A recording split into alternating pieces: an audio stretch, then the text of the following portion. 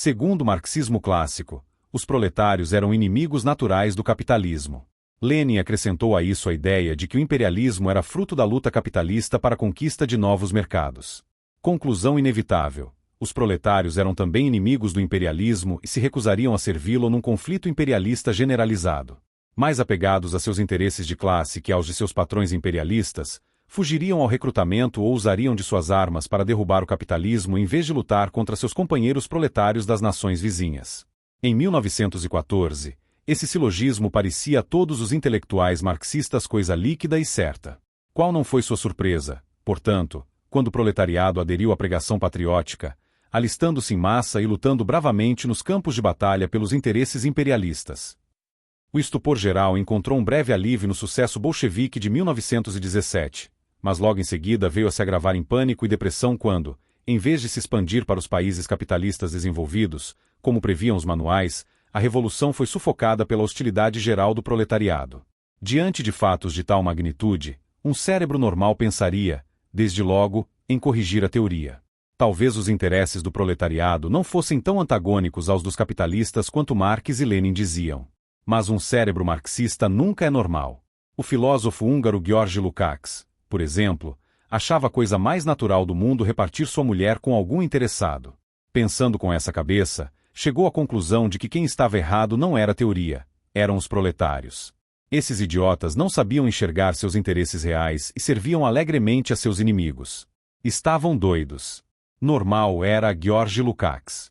Cabia a este, portanto, a alta missão de descobrir quem havia produzido a insanidade proletária. Hábil detetive, logo descobriu o culpado. Era a cultura ocidental. A mistura de profetismo judaico-cristão, direito romano e filosofia grega era uma poção infernal fabricada pelos burgueses para iludir os proletários. Levado ao desespero por tão angustiante descoberta, o filósofo exclamou: quem nos salvará da cultura ocidental? A resposta não demorou a surgir.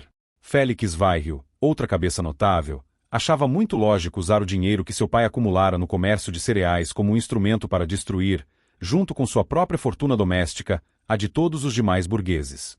Com esse dinheiro ele fundou o que veio a se chamar Escola de Frankfurt, um think tank marxista que, abandonando as ilusões de um levante universal dos proletários, passou a dedicar-se ao único empreendimento viável que restava: destruir a cultura ocidental.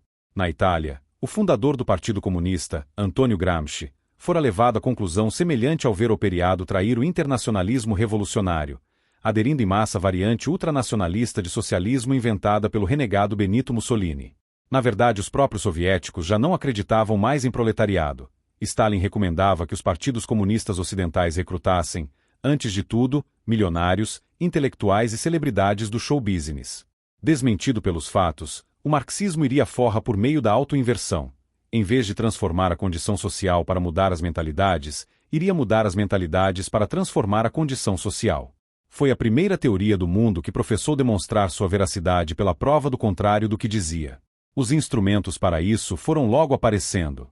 Gramsci descobriu a Revolução Cultural, que reformaria o senso comum da humanidade, levando-a a enxergar no martírio dos santos católicos uma sórdida manobra publicitária capitalista, e faria dos intelectuais, em vez dos proletários, a classe revolucionária eleita.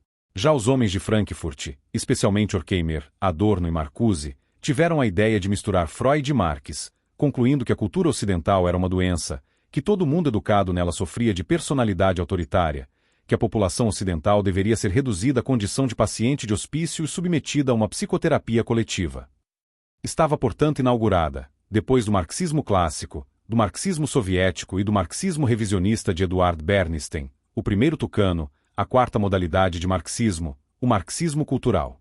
Como não falava em revolução proletária nem pregava abertamente nenhuma truculência, a nova escola foi bem aceita nos meios encarregados de defender a cultura ocidental que ela professava destruir.